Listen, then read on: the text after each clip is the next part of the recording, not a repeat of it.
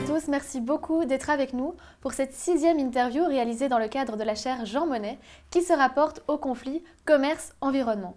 La semaine passée, nous avions parlé du principe de prévention. Aujourd'hui, je vous propose d'aborder un 3e principe, il s'agit du principe de précaution.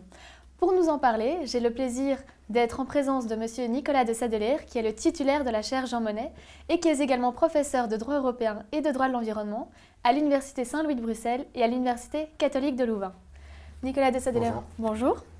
Alors en suivant de près l'actualité, et notamment le débat en France, eh bien, on se rend compte que le principe de précaution était développé à tort et à travers et que certains juristes y étaient même opposés.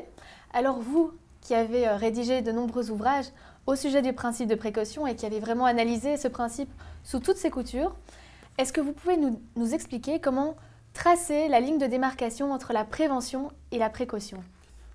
Vous avez bien mis en exergue que le débat est non seulement touffu, mais il est également confus. Et parfois, il frise la schizophrénie. En fait, le principe de précaution se résume facilement comme étant un principe d'action adressé au pouvoir public qui leur permet d'intervenir dans un contexte d'incertitude en vue de parer l'occurrence de dommages graves, irréversibles ou significatifs. Donc le critère fondamental quant à l'application du principe de précaution tient à un certain degré d'incertitude scientifique qui ne permet pas aux décideurs d'entreapercevoir le lien de causalité entre l'activité dommageable et le dommage suspecté ou l'ampleur du dommage qui est susceptible d'être causé de par la réalisation de tel projet ou de telle activité. En revanche, le principe de prévention, relativement proche, appelle une maîtrise constante des risques. Les scientifiques, les experts, sont en mesure de probabiliser l'occurrence de ces risques. Ces derniers deviennent contrôlables, deviennent certains, et dès lors relèvent d'une logique de prévention. Pour vous donner un exemple très concret, d'un côté, le tabagisme est une question dont les effets nocifs ont été explorés depuis quelques décennies, et les études statistiques démontrent clairement l'importance des impacts ou la corrélation entre le tabagisme et certains cancers, dont le cancer du poumon. Donc la lutte contre le tabagisme relève d'une politique préventive en matière de santé publique. En revanche, l'impact des perturbateurs endocriniens sur les systèmes hormonaux prête encore à de nombreuses incertitudes. Les scientifiques ne sont pas toujours en mesure de déterminer les substances causant ces perturbations endocriniennes ou à déterminer les seuils à partir desquels ces substances sont susceptibles de causer un dommage endocrinien. Eh bien, cette question, cette problématique relève d'une démarche de précaution. Alors bien entendu, la ligne de démarcation n'est pas immuable, elle est facilement franchie de part et d'autre. Des problématiques relevant d'une démarche de prévention sont susceptibles de verser dans le domaine de la précaution si des incertitudes apparaissent, mais par ailleurs, des problématiques très incertaines sont susceptibles de verser du côté de la prévention lorsque les risques deviennent maîtrisés. Comme je vous le disais, le principe de précaution soulève de nombreuses critiques. Les détracteurs de ce principe considèrent que c'est un obstacle au développement technologique.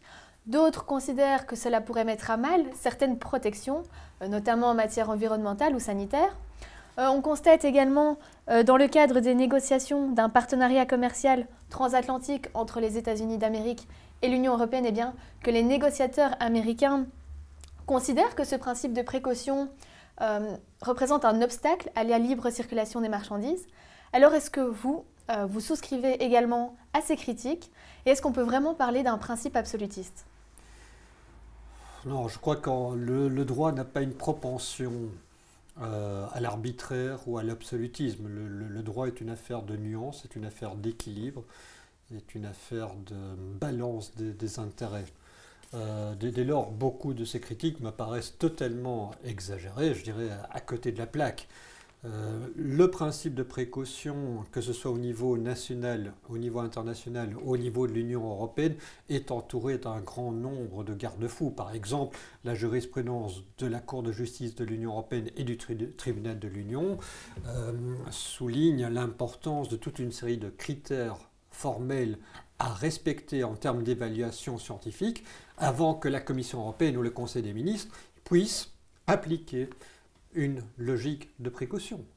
Donc le principe de précaution ne pourrait masquer des décisions discrétionnaires virant à l'arbitraire.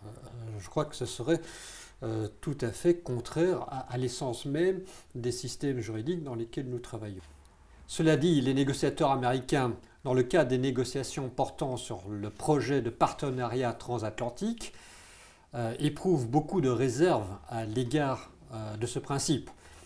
Certains négociateurs, comme certaines entreprises américaines, souhaiteraient que cet accord débouche sur l'abrogation ou sur la suppression de ce principe. Alors je crois que ces personnes se baignent de douces illusions dans la mesure où le principe est consacré dans le traité sur le fonctionnement de l'Union européenne à l'article 192, paragraphe 2. Il faudrait une négociation internationale entre les 28 États membres pour l'abroger. Donc il s'agit d'un principe de droit primaire. Les actes de droit secondaire, tout comme les accords internationaux, dont le futur accord transatlantique, devront respecter également ce principe de précaution. Est-ce que la consécration du principe de précaution vous paraît alors indispensable face à toutes les problématiques ? Par rapport à un certain nombre de problématiques environnementales et en matière de santé, ce principe est totalement justifié, étant donné que l'on ne peut exiger des pouvoirs publics qu'ils attendent 2 décennies, 3 décennies, voire un demi-siècle, avant de pouvoir prendre des décisions justifiées par la gravité des risques auxquels ils sont confrontés. Conformément à l'adage anglais « better safe than sorry », il me semble préférable que les pouvoirs publics se dotent par rapport à différentes catégories de risques des dispositifs préventifs nécessaires sans devoir attendre les conclusions d'expertise qui sont susceptibles de perdurer pendant des décennies, si ce n'est pas des siècles. Donc la consécration de ce principe répond à un besoin sociétal, mais aussi à la nécessité de conforter l'action des entreprises, des pouvoirs publics confrontés à un certain degré d'incertitude. Merci beaucoup Nicolas de Sadeler pour votre intervention et pour avoir répondu à toutes ces questions.